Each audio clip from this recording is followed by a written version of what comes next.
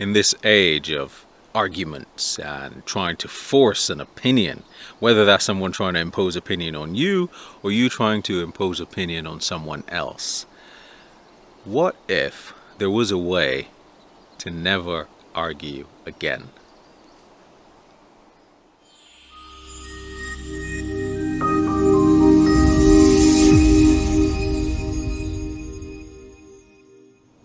Hi guys, Calvin again.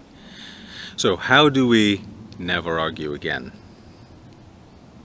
Well, first let's just make a quick disclaimer, right? You will still get angry, we all do.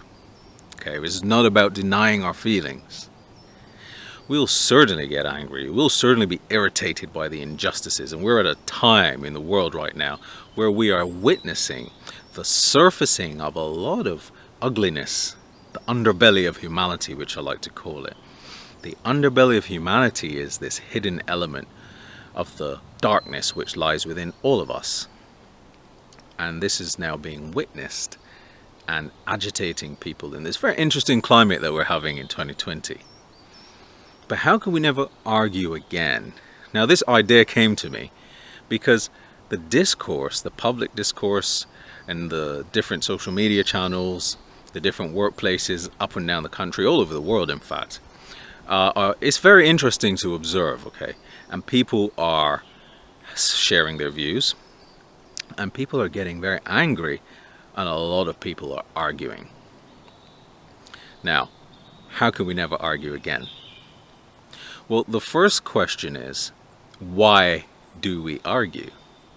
Why do we feel the need to argue? Why does that exist? And I think from my experience, I've realized that as I've relinquished my attachment to my viewpoint, as I've relinquished my attachment to my idea, my attachment to my own opinion on a situation, helps to free me from wanting to be right all the time. Have you noticed that every time you have an argument, just watch, just think about it, look back and think, what was I trying to accomplish in that discussion? Huh?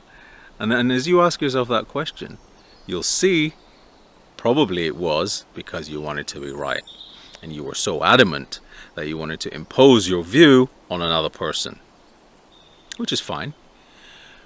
The other person also has a part to play in the communication. Communication is a two-way street. So I appreciate how agitating it can be if someone's trying to close you down or someone's trying to demean you or attack you personally, and that can get under your skin, and that is not constructive. But these are flies, forest flies. But what I'm actually saying here is, if we can relinquish our attachment to our own viewpoints, then we're able to approach an engagement without trying to be right.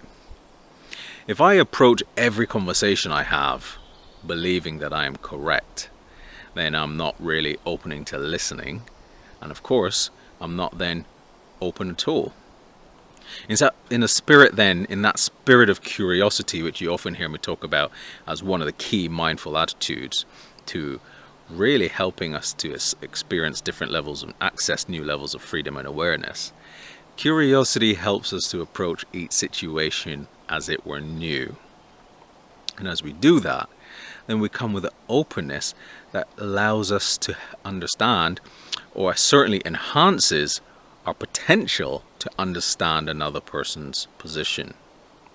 So when we then look for understanding in our communication, which I think is empowered quite significantly with the element of presence, and you may have heard me talk about presence in the past as the fundamental position that we take if we want to cultivate that spaciousness in our communication, then we are much better able to come to that conversation, engagement, whatever it is we're trying to do with another person without having to argue.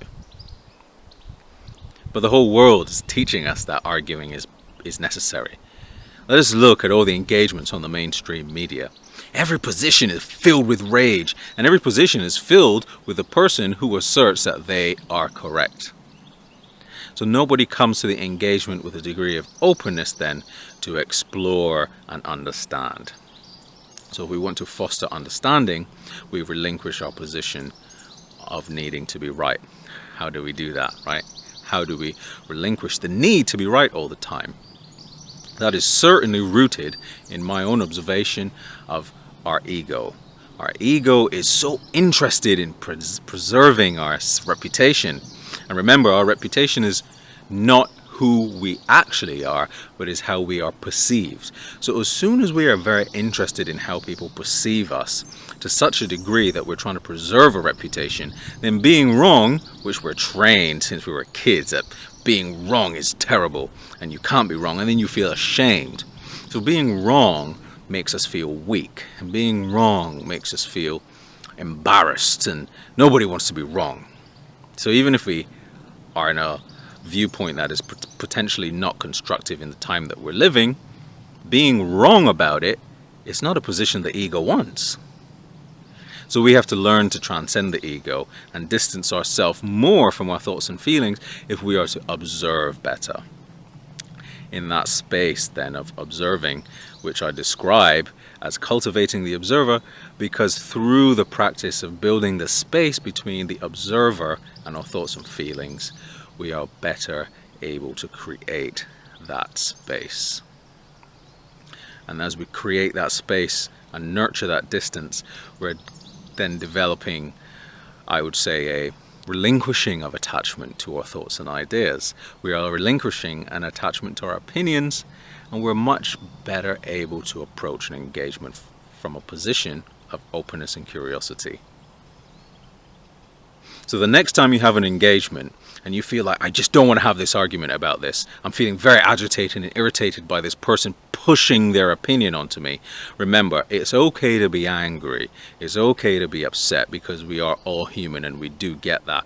But we do not need to argue the position if we feel that we are simultaneously or is actually giving back to the other person exactly what they're giving to us. Someone's trying to force their view onto me, and now I'm going to try and force my view back onto them, or I'm going to defend myself because I am very concerned about my reputation. There is nothing to defend. My reputation is your problem. Yeah, and their reputation is their problem. And the other person's reputation is that person's problem. It's never your problem what other people think. You can't control that. And it's actually okay to change your opinion on anything. With greater awareness comes greater understanding. And with greater understanding, we'll have ultimately shifting opinions. So if we relinquish our attachment then to our position, which really comes with cultivating that distance, creating the distance between thought and feelings and separating it away from the observer self, then we're able to see that it's okay not to be right all the time. I hope you found that helpful, and look out for my next video on presence. If you haven't watched that, I think presence is one of those fundamental aspects to bring to our communication that allows us to distance ourselves from our agitation so that we can engage more meaningfully and constructively.